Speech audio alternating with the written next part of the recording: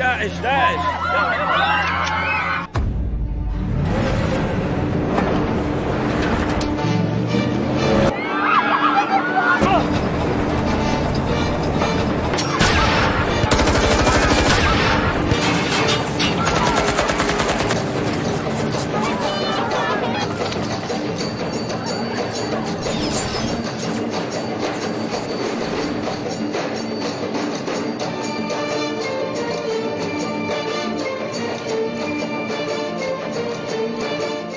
چیزی که ما دیدیم نه به عنوان فهم از اسلام بلکه به عنوان یک تجربه از شهیدانمون رؤیت کردیم، مشاهده کردیم، دیدیم. این نکته مهمی است. تا کسی شهید نبود شهید نمی شود. C'est un homme intelligent et c'est un vrai disciple de la ligne de l'imam Khomeini. C'est un homme très simple, très proche de son peuple. Il faut remarquer que Soleimani, c'est un héros national. C'est-à-dire même les opposants au régime islamique en Iran portent dans leur cœur le général Soleimani. Parce qu'il représente le peuple iranien, mais aussi il représente la résistance dans la région, la résistance en Irak, au Liban, au Yémen et surtout en Palestine.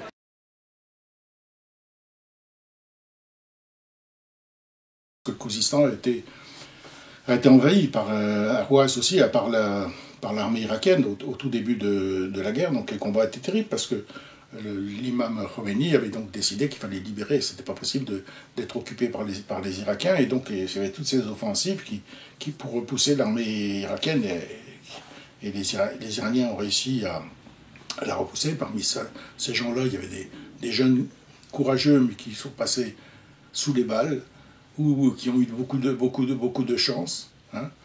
Et parmi eux, il y avait Soleimani, qui à l'époque n'était évidemment pas général, donc il est monté en grade.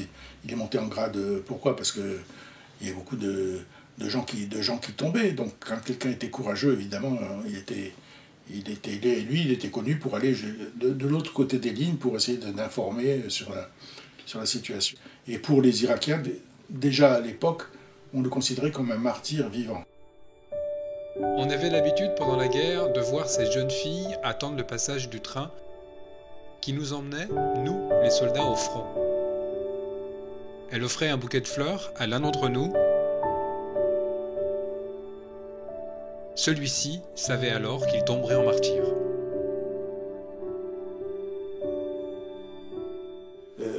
On a déclenché les hostilités d'abord contre l'Irak, puis contre la Libye, etc. Le tout absolument sans déclaration de guerre.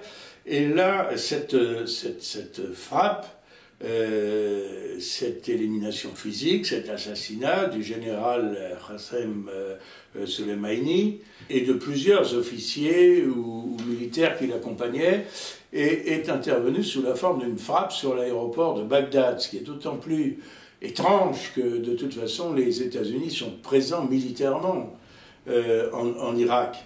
Elle est intervenue sans préavis, et il est évident qu'elle suscite, elle s'inscrit dans un contexte de durcissement des relations entre les États-Unis et l'Iran.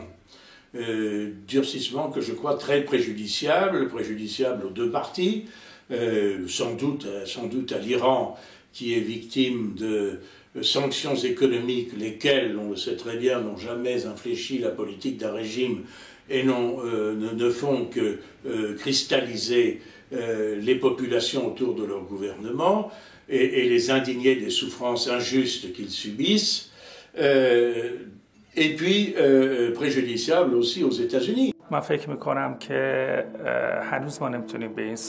Je pense qu'il est trop tôt pour pouvoir dire qui était Soleimani et ce qu'il a fait pendant sa vie, pendant son martyre. Des gens comme Soleimani n'apparaissent peut-être qu'une fois tous les 100 ans. J'ai été en France, je dis bien, parce qu'à l'étranger, c'est pas pareil. Un des premiers à présenter qui était le général Soleimani, et le titre de l'article c'était Qassem Soleimani, un Che Guevara chiite. C'est à partir du moment où l'Irak était occupé par les Américains, Qassem Soleimani, il a pris le personnage, c'est la sienne d'ailleurs, de défenseur de son pays, défenseur d'un idéal international. Qasem Soleimani, pour moi, comme Nelson Mandela, comme Fidel Castro, comme Che Guevara, comme tous ces hommes à travers l'histoire qui ont voulu repousser cette mainmise de l'impérialisme américain et sioniste. Une de ses principales activités a été la formation des cadres. Il a formé des centaines de Soleimani. Les résultats du travail de Soleimani dans la région, dans la lutte contre le sionisme et contre le terrorisme, qui sont une menace pour notre sécurité et la sécurité de la région, ont eu des répercussions très importantes sur notre diplomatie et aux tables de négociation. Si la République islamique n'avait pas eu cet atout, peut-être que nos diplomates n'auraient reçu aucune attention dans le monde.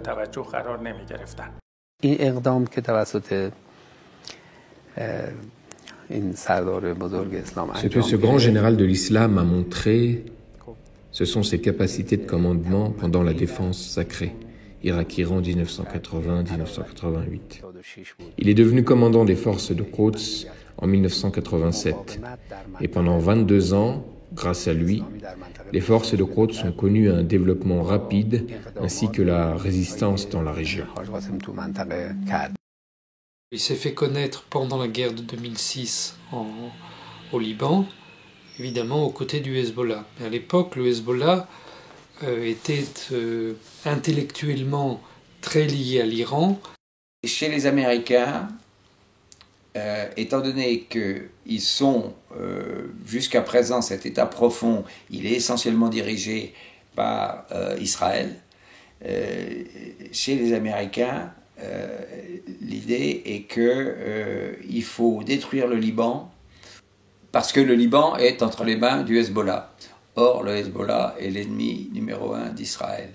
Et donc ce raisonnement simpliste ne fonctionnera pas. Ils n'arriveront pas à détruire le Liban de cette manière. En 2006, l'armée israélienne a été battue par les combattants du Hezbollah. Et tout le monde s'est demandé pourquoi. En fait, c'est parce que le Hezbollah a été conseillé par le général Soleimani, le général iranien. Ce dernier avait en effet trouvé une faille dans le blindage des chars israéliens, Merkava, normalement déclarés invincibles, et ils ont été mis hors d'état de nuire. Et c'est ce qui a entraîné le retrait piteux et immédiat de l'armée israélienne du Sud-Liban. Durant cette guerre de 2006, l'ennemi qui croyait en finir avec le Hezbollah avait compris que celui-ci était en capacité de le vaincre. Il ne s'attendait pas à l'utilisation de missiles maritimes. Avec un seul missile, toutes les forces maritimes sionistes se sont retirées. Après la cuisante défaite israélienne de 2006, il y a un objectif pour les États-Unis, c'est d'affaiblir l'Iran par tous les moyens. Les attaques aux pays voisins, Syrie, Liban, Irak, avaient pour but d'encercler l'Iran. Let's remember here, the people we are fighting today, we funded 20 years ago. The people we're fighting today, we were supporting in the fight against the Soviets. Pour moi, il est évident qu'au sein de l'appareil d'État américain, c'est la branche néoconservatrice pro-israélienne qui a fait pression sur le président Trump pour assassiner le général Qasem Soleimani. Dès le 15 janvier 2017, alors que l'administration Trump entrait en fonction, déjà Michael Rubin demandait à ce que l'administration américaine capture, voire assassine le général Qasem Soleimani. Donc en novembre 2017, Mike Pompeo, qui était à la tête de la CIA, et à ce moment-là, il avait envoyé une lettre au général Qasem Soleimani que le général a refusé d'ouvrir. Il avait dit « je refuse d'ouvrir cette lettre et je n'ai rien à dire à ces gens-là ». D'ailleurs que je n'ai appris qu'après que c'était lui qui était le responsable de quelque chose que je trouvais remarquable. Par exemple, la transformation de l'armée syrienne en armée capable de lutter contre les terroristes, c'est en grande partie lui. Daesh est arrivé jusqu'à la frontière de l'Iran. 85% de la Syrie a été occupée par Daesh, qui était aux portes du palais présidentiel de Bachar el-Assad. À ce moment, tout le monde croyait que la Syrie allait tomber. Mais c'est alors que le guide suprême, l'ayatollah Khamenei, a dit « On ne peut pas laisser tomber la Syrie ». Et le général Soleimani entre en action sur ce nouveau front. Je pense que la guerre en Syrie, c'est la pire de guerre que j'ai vue dans ma vie. C'est un pays qui était ruiné, en ruine ce pays.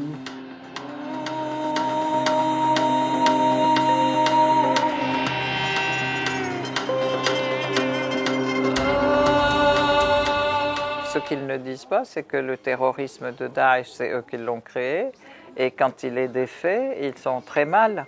Et moi, j'ai vu à plusieurs reprises l'armée américaine qui bombardait l'armée syrienne alors qu'elle avançait sur les commandements généraux de Daesh. Et ça, par exemple, je peux rappeler un fait qui était dans les montagnes à Sarda, à côté de Deir ez-Zor, les bombardements. 52 bombardements contre l'armée syrienne qui s'approchait et qui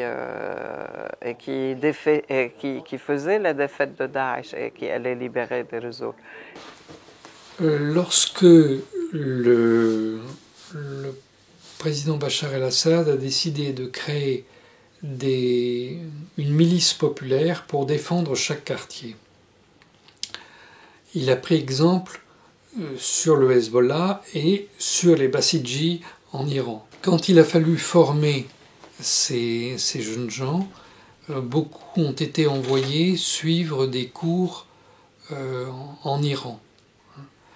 C'était aider les gens à se défendre face à l'ennemi. Ça n'était pas étendre le rayonnement de l'Iran. Donc il faut voir que pour l'Iran, c'était aussi un effort considérable. C'est l'Iran qui a pris tout ça en charge.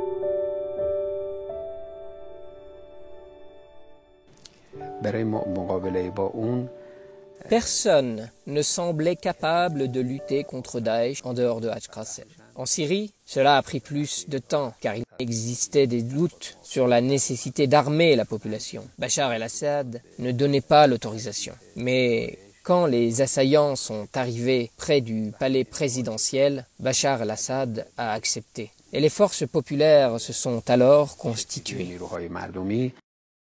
C'est le général Soleimani qui avait convaincu le président Poutine d'intervenir en Syrie militairement en septembre 2015. Donc l'intervention des forces aériennes russes à partir de 2015.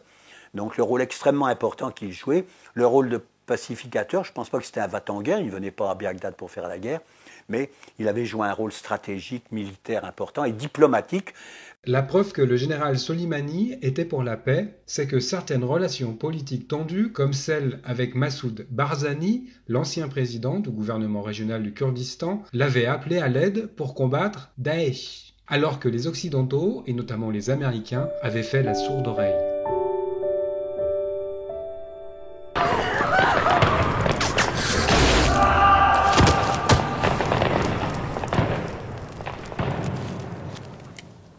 Les Américains, quand ils ont visé Soleimani, ils ont visé quelque chose de stratégique, pas une personne, un stratège, un grand stratège.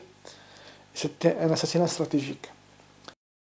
Alors l'objectif premier de l'assassinat du général Qassem Soleimani, du point de vue des Israéliens, c'est effectivement de chasser les forces iraniennes d'Irak, de Syrie, et de détruire le pont qu'a établi l'Iran à cause des États-Unis et d'Israël, parce que l'influence iranienne en Irak, puis en Syrie, est la conséquence de la destruction de l'Irak par l'armée américaine suite au lobbying des Israéliens aux États-Unis, et la présence iranienne en Syrie est aussi la conséquence de la volonté israélo-américaine de détruire la Syrie. C'est une sorte de dialectique. En Irak, le chef religieux irakien, l'ayatollah Sistani, avait senti le danger et avait donné ordre d'armer les forces populaires sur les conseils de Haj Qassem qui s'inspiraient de l'expérience qu'il avait de l'Iran. En Irak, donc, Les forces populaires se sont rapidement constituées pour lutter contre Daesh. Ce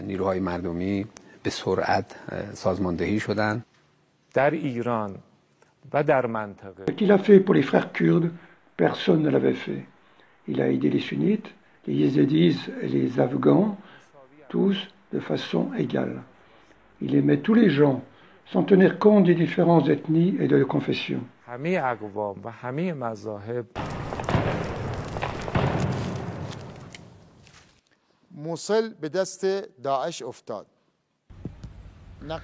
Mossoul est tombé aux mains de Daesh.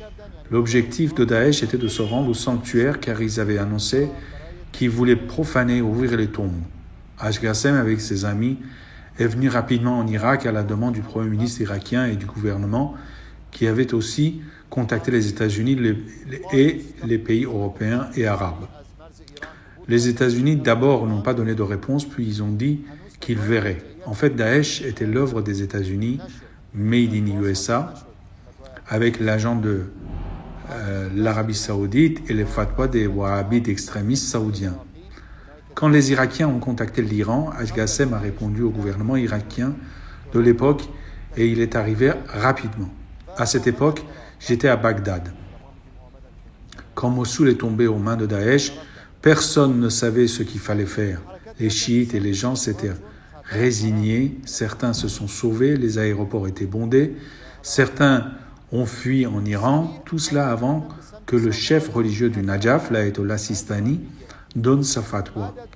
Qassem est arrivé avec ses forces et avec les forces irakiennes qui combattaient les Takfiris avant la venue de Daesh. S'est rendu à Samarra, la situation a changé et Qassem, avec des commandants irakiens, a constitué les forces d'Ashd el-Sha'bi.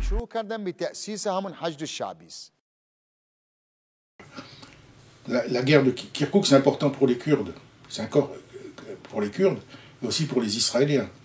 Dans cette histoire, disons que, évidemment, Soleimani a su négocier, si vous voulez, que finalement, il n'y ait pas une bataille de Kirkouk et une destruction de Kirkouk.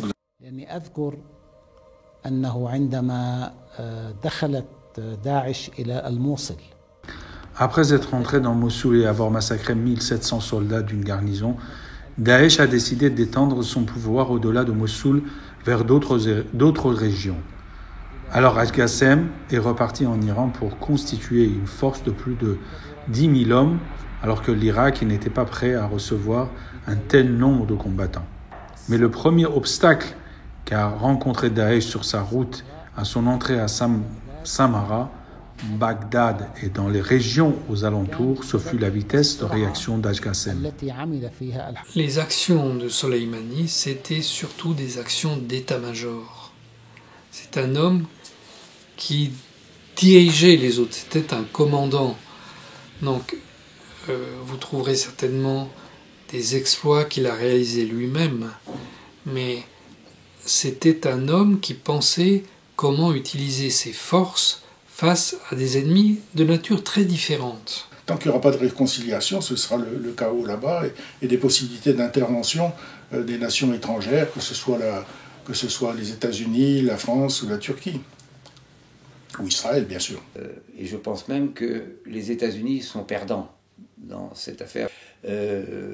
C'est un assassinat tout à fait hors la loi, puisque le général Qassem Soleimani était en Irak à l'invitation du gouvernement irakien, où il devait rencontrer le Premier ministre le lendemain matin à 8h, et il était officiellement chargé par le gouvernement iranien d'une mission. Cette mission, sans entrer dans les détails, était de faciliter l'apaisement entre l'Irak et l'Arabie Saoudite, et il y avait des années que l'idée du général Qassem Soleimani, mais il n'était pas seul, il y avait des gens en Iran qui pensaient comme lui, qu'il fallait trouver des accommodements. Au moment de son assassinat, il devait rencontrer un diplomate saoudien, puisqu'aujourd'hui, les alliés des États-Unis se détachent de peu à peu, se rendant compte qu'ils ne peuvent plus compter sur eux et que le parapluie stratégique américain est un parapluie percé. Donc, en effet, si j'ai bien compris, c'est un membre du gouvernement irakien qui a averti le président américain de cette rencontre et, involontairement je pense, donné donc l'information sur le général Soleimani qui a donc été liquidé par les services secrets américains. Ce que je constate, c'est que le lendemain de cette opération, dont le Pentagone et le président américain se sont félicités, eh bien, le Parlement irakien demandait le retrait des troupes américaines, ce qui est resté lettre morte, mais ce qui, évidemment, est un coup très dur contre la légitimité de la présence des forces de la coalition en général et des forces des États-Unis d'Amérique sur ce territoire qui n'a que trop souffert.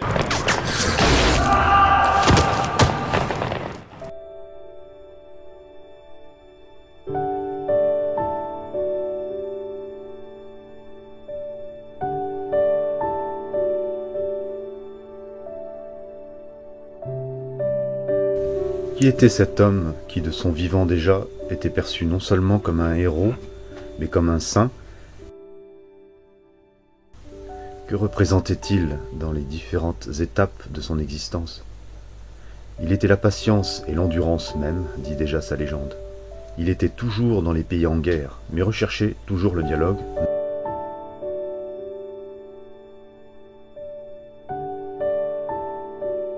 Alors en Occident, le moindre soldat tué entraîne une indignation générale avec une surmédiatisation comme s'il s'agissait d'un général qui venait d'être tué.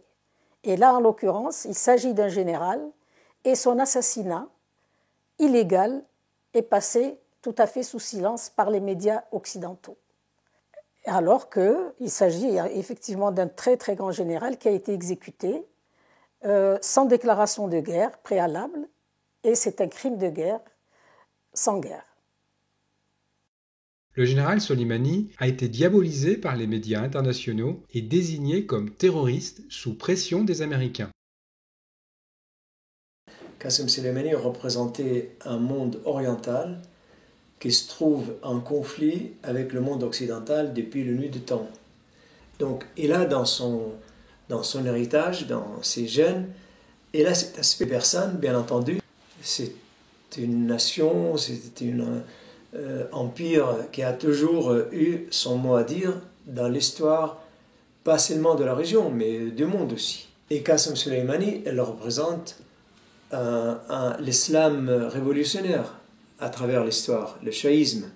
Donc tout ça, avec tout ce qu'il a fait de son enfance, né dans une famille modeste, il était obligé de bâtir sa vie pièce par pièce.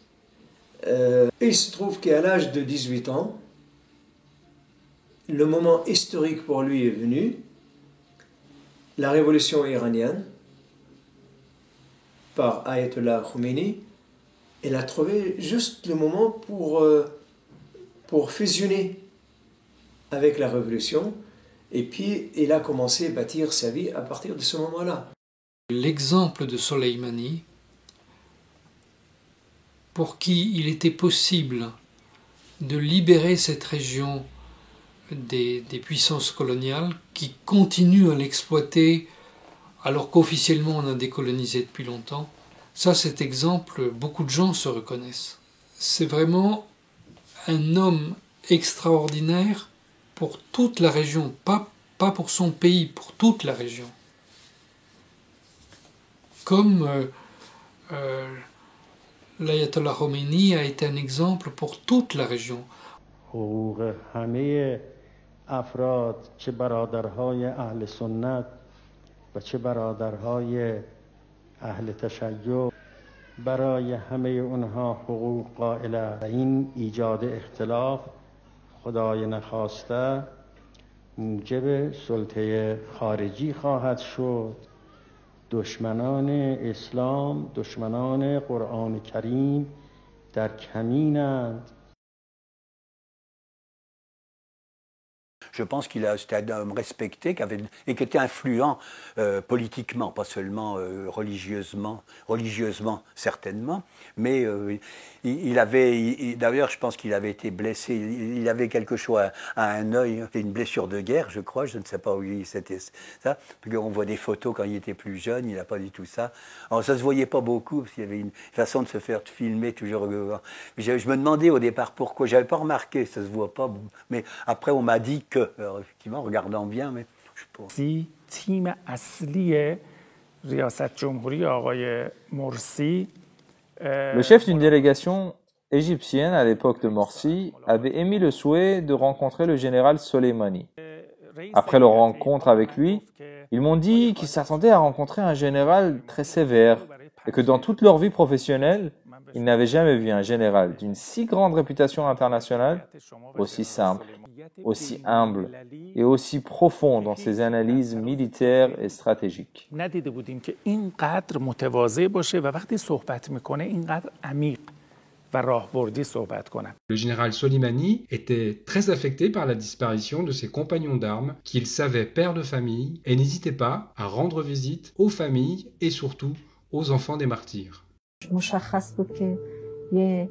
Il était évident qu'il avait une affection particulière à l'égard des enfants. Quand il nous a rendu visite, il a demandé à l'un d'eux ce qu'il aimerait faire plus tard. Je ne sais pas encore très bien, a répondu l'enfant à Haj Qassem. Mais, a-t-il ajouté, j'aimerais être soldat avec vous, comme mon père.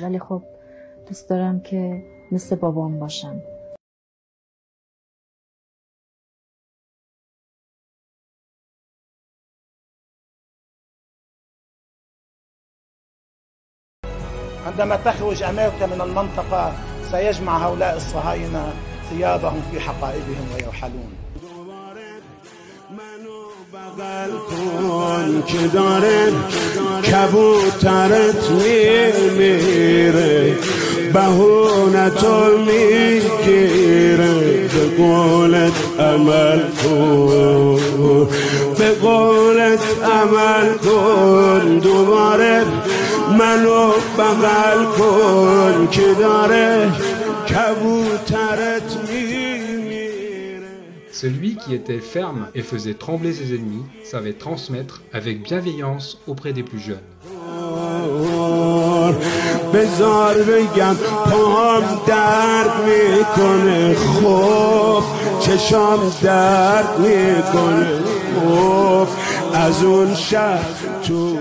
Il avait créé la surprise en 2019 en rendant visite sur le tournage du film Les 23 du réalisateur Mehdi Jafari, un film retraçant l'histoire de 23 jeunes Iraniens prisonniers en Irak durant 10 ans et qui avaient résisté au chantage médiatico-politique de Saddam Hussein.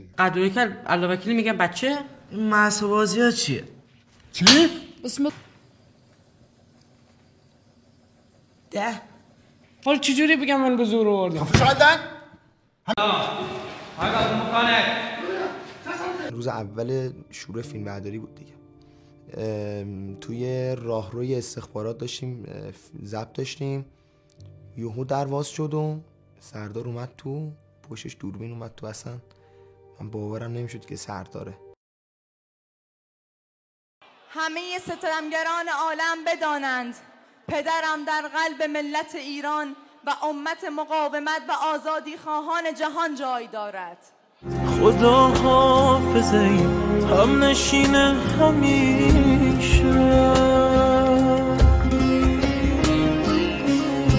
خدا حافظه داغ بر دل نشسته، تو تنها نمیمانی ای مانده بی من، تو را می سپارم به دلهای خسته.